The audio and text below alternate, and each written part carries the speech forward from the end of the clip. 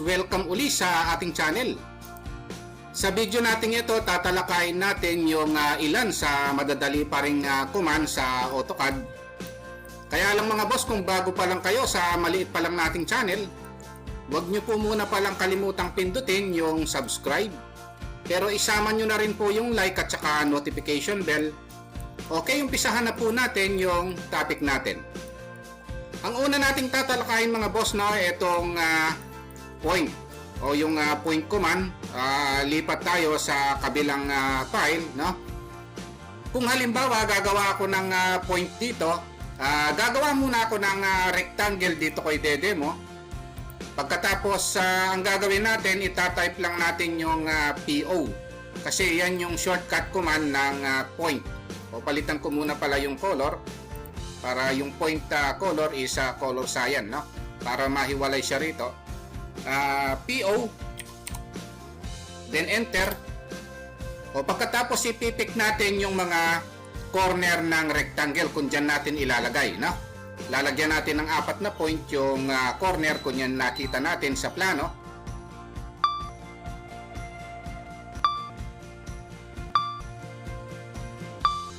Ayan yung point, no?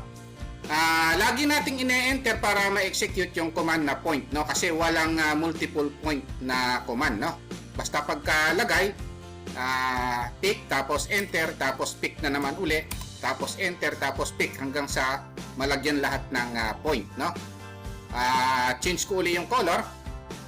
Halimbawa, lagyan ko ng point dito sa gitna ng mga side ng rectangle na ito. So, shortcut command ng point is PO. O, pagkatapos ipipick lang natin yung lalagyan natin ng point, no?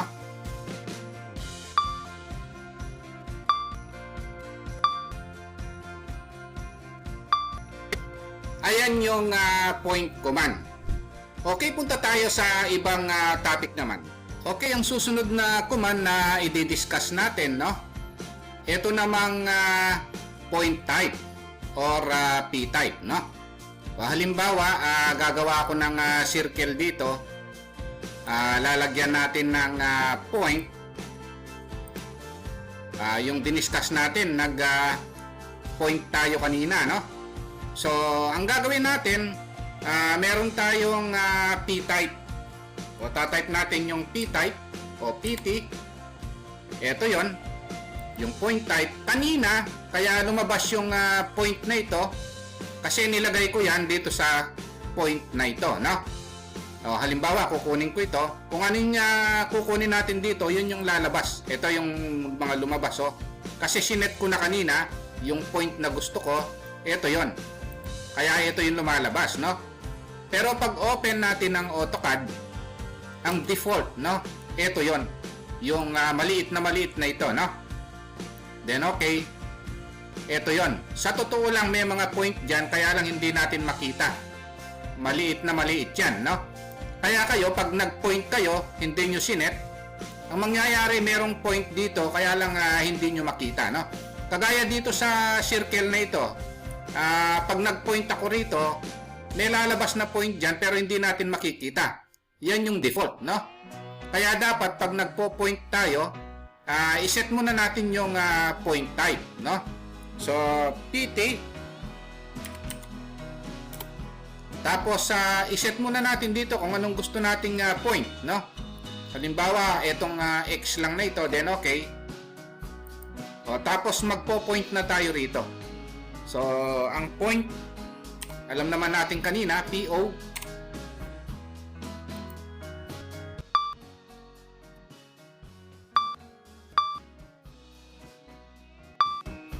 Ayan yung point, no? Ang mangyayari kasi pagka kayo, ang ginawa nyo, nag-point kayo ng tuloy-tuloy, ganito ang mangyayari.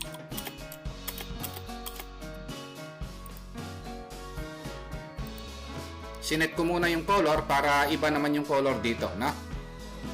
Kung ang default niya, point type, ito yung default. Pag open nyo ng AutoCAD, ito, no? Ang mangyayari, magpo-point kayo.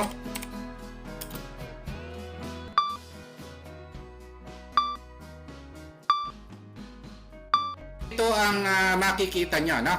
So halos hindi nyo makita yung point. Kasi nga hindi natin sinet sa point type. Kaya diniscuss ko yung point type, no? Para bago kayo gumawa ng point, ilagay nyo na yung gusto nyong point, no? PT. So iset nyo na rito, no? Ako sinet ko kanina dito. Ito yon, no? So lalabas naman, no? Pagka sinet nyo na yung point type, no? Ngayon itong point type na ito pwedeng i-adjust, no? Pwedeng i-adjust yung laki, yung paliitin or palakihin, no? So PT pa rin. Ito yon, point size, no? Halimbawa gusto nyo doblehin yung laki, ang default niya 5, o gawin kong 10, then okay. Ito yon, no? O gusto kong mas maliit sa 5, o gusto ko 3 lang, o ito naman, no? So pwedeng i-adjust yung point, no? Kaya wag nyo kalimutang gamitin yung command na PT, no? Point type. Kunin nyo rito yung point na gusto nyong gamitin bago kayo mag point command, no? Ayan. Okay, punta tayo sa next topic naman. Yun namang break, no? Subukan natin yung break. Halimbawa, meron akong rectangle dito. Gusto kong alisin yung isang side ng rectangle, no? Gusto kong alisin itong isang side na ito. Meron tayong command na break, or ang shortcut command niya is BR naman, no? O ise-select ko yung ibe-break na rectangle, tapos sa baba dito sa command line meron tayong option na first point, no? Okay, click ko yung first point. Ang first point dito sa end na ito, yung second point dito sa kabila. Ito na break yung rectangle, no? So pag kinlik natin ito, buo pa rin siya, no? Kaya lang break yung isang side, no? Ayan yung break command, no? Halimbawa meron kayong circle. O eto na lang, no? Gusto nyong alisin yung isang quadrant, no, ng circle na ito. Kung hindi nyo alam yung break, baka ang gawin nyo, gawa kayo ng line dito. Tapos ititrim nyo. Ayan na, mag-e-erase pa kayo. Mag-e-erase pa kayo ng boundary, no? Ayan yung disadvantage ng trim, no? Gagawa kayo ng boundary, then ititrim nyo pa. Samantalang kung alam nyo yung break, hindi nyo na kailangan gumawa ng line na boundary. Diretso na. So, BR, select lang ito. Tapos, merong first point. Ang first point, itong quadrant na ito. Ang second point ito. Ayun, no? So, na-break siya. Okay? So, wala nang line na boundary para i-trim. So, diretso na. Parang ganito sa line, no? Kung sa line natin na gagamitin. Halimbawa, may line tayo rito. Kung gusto kong putulin itong line na ito, no? Magmula, hahatiin ko siya. So, kung hindi natin alam yung break, baka gumawa pa kayo ng line na isa pa para maging boundary. Tapos ise-select nyo yung mga line, tapos tatype nyo TR o trim, o i-erase nyo pa yon. Gagawa pa kayo ng boundary, i-erase nyo pa, no? Samantalang kung break, mas mabilis. Okay, so BR, select ito, tapos may first point sa baba, ang first point sa kabilang dulo, ang second point kung sa gitna nyo i-click. O ito na yon, no? So nahati yung line. So ganun ang break, no? Mas mabilis siya. Okay, punta tayo sa ibang topic naman. Okay, ang susunod na command na i-discuss natin, importante rin ito. Pero madali lang itong command na ito. Itong group, no? So dito sa group command, halimbawa itong rectangle nito na nilagyan natin ng point kanina, no? Ito, kung titingnan natin ito, hindi one entity ito, no? Ayun, no? Hiwa-hiwalay siya. Ngayon, kung gusto nating gawing buo ito, o one entity siya, merong command na gawing isa yan, no? Para pag sinelect natin na buo siyang makuha natin, merong command na group, no? Ang shortcut command niya is G, no? Ito yon. Select natin yung i-group natin, then enter. O pag sinelect natin ito uli, ayan, buo na siya, no? Ayan, no? So kahit niya ilagay nyo sa ibang lugar, i-move nyo siya, no? Isa lang ang ipipick nyo, one entity siya, no? Ayan yung kagandahan ng group, no?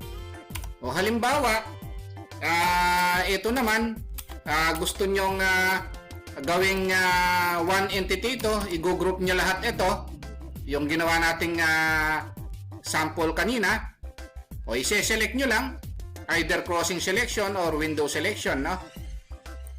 Ayun, tapos type nyo lang G. Ayan, no? So, pag kinlik nyo siya, ayan, buo na siya, oh. Nag-group na siya. Kumbaga, no? Pag i-click nyo lang yung isa, minove nyo siya, lahat sasama, no? Ayan yung group command. Pwede nyo paghiwa-hiwalayin ulito, gamitin nyo naman yung susunod na command na i-discuss ko, itong ungroup, no? Meron namang ungroup. Kasi ito, since na-group natin, one entity ito, buo siya, no? Meron namang command na ungroup, no? Ito yun, no? Yung ungroup. Select nyo lang ito. Hiwa-hiwalay na uli siya, no? Ayan, no? Hiwa-hiwalay na siya. Hindi na siya one entity, no? Pagka yung group gusto nyong paghiwa-hiwalayin, yan group nyo lang, no? Ayan yung mga diniscuss nating command. So, madadali lang naman ito. Okay, yun lang mga boss, no? Kung nagustuhan nyo itong naging video natin sa mga easy command, huwag nyo po muna sanang kalimutang pindutin, no? Yung subscribe kung bago pa lang kayo sa maliit pa lang nating channel. Pero isama nyo na rin po yung like at saka notification bell. Thank you very much at God bless po sa inyong lahat.